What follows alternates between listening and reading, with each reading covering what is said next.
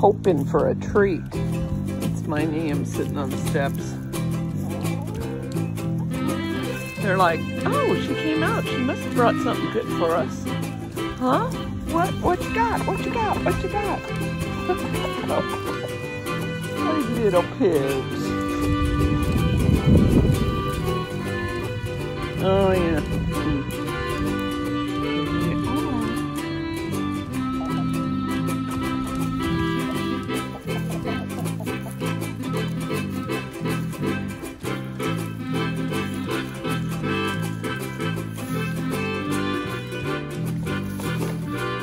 Chicken watching in the backyard is one of my favorite pastimes. Oh, yeah.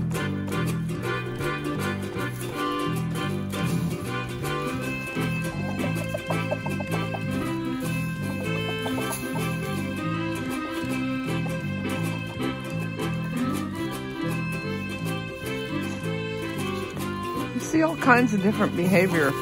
One time I was out here and the rooster made a funny sound. Not a cock-a-doodle-doo, but just a different sound. And apparently it was a warning.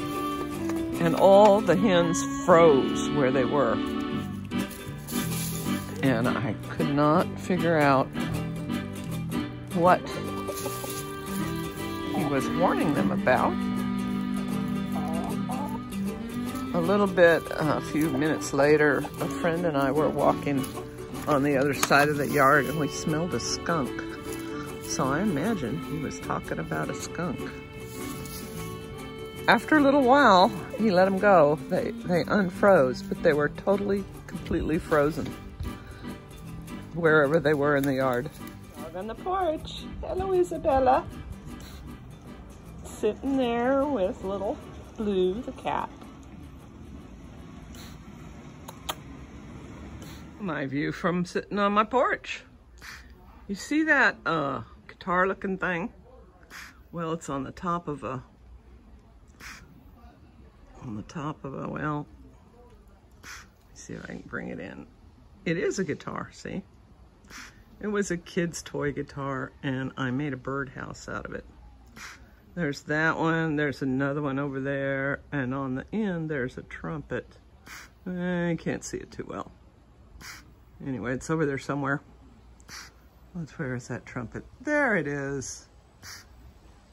Just barely see it. It's, there were 6 of them originally. I had a sculpture commission, and I made it. It's called Hey Birdie, Que Paso. I had a little accordion up there, and I made these junky little musical instruments into birdhouses. And they sat in the park there in Bastrop Sculpture Garden for a year. Then they sat in a place called Cedar Park, Texas, in their sculpture garden for a year. And now I got them all back. They were on loan to those sculpture gardens. What a lark. Holy cow, look at those sunflower microgreens that just went crazy. I'm gonna need to pick some of those. And the rest of them, there's the one I planted the other day. That's like 4 days ago. And they're coming up. And these that I harvested are growing more that I now need to harvest. It's wonderful. I'll have microgreens for dinner. You can see here, you can see the seeds on some of these.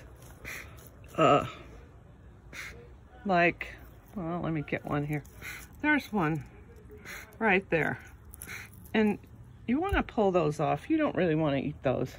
Either pull them off or just kind of brush them and they fall off.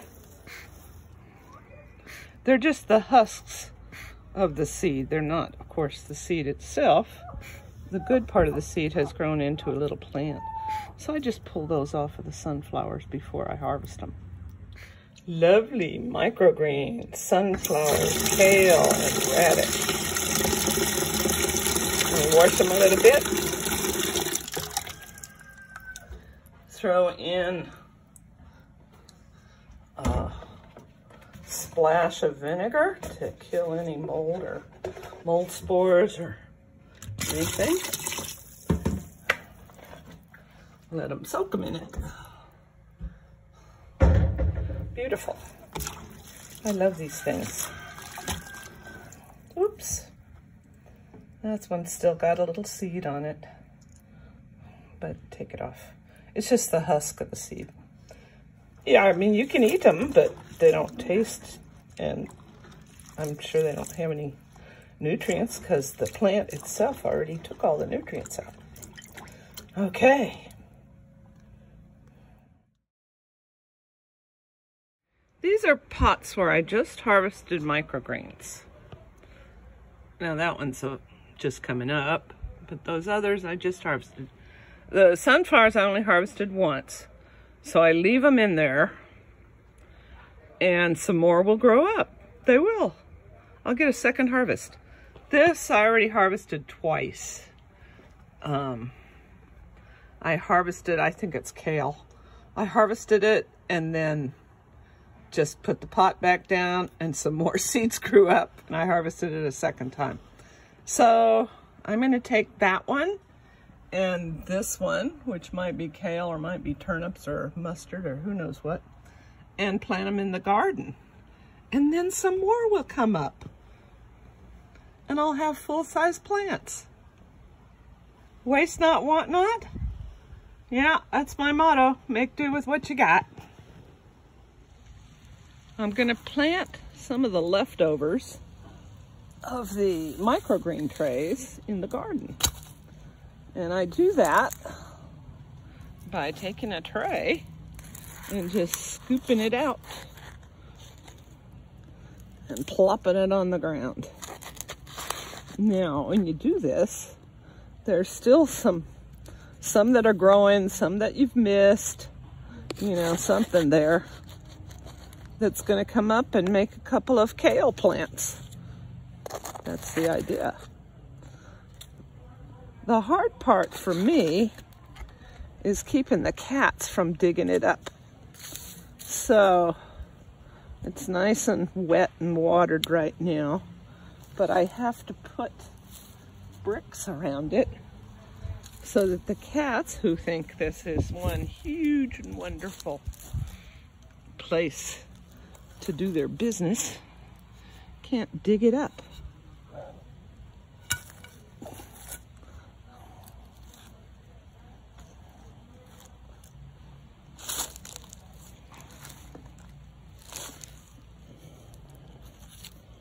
Just hoping this works to keep the cats out. There you go. Okay. Now I've done this before and gotten some great plants out of it. And like right under that, there's some kale coming up that I just planted a few weeks ago. The chard is different. The chard is not a good plant for microgreens. There's some more kale. And that kale right there came from microgreens. I picked a little bit of kale and chard and jalapenos, little bitty jalapenos.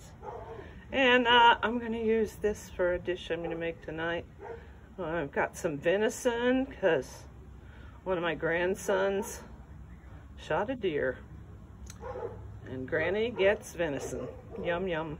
And I'm going to make quinoa and vegetables. I've got some carrots and green beans and stuff, of course, in the freezer, which I'll use, and then I'll use the kale. It's chicken toy.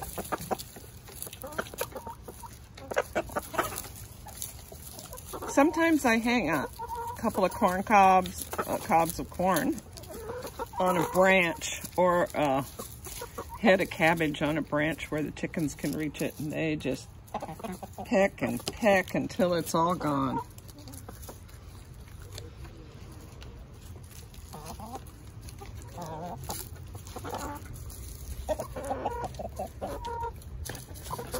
They're fun little creatures. Godzilla wants some. Get it, Zilla. Get it, Zilla. Oh, Zilla's scared of everybody. Zilla's not only scared of the other rooster, he's scared of some of the top-ranking hens. Poor fellow.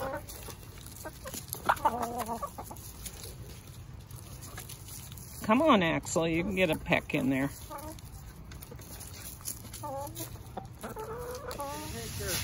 It's full garden mulch.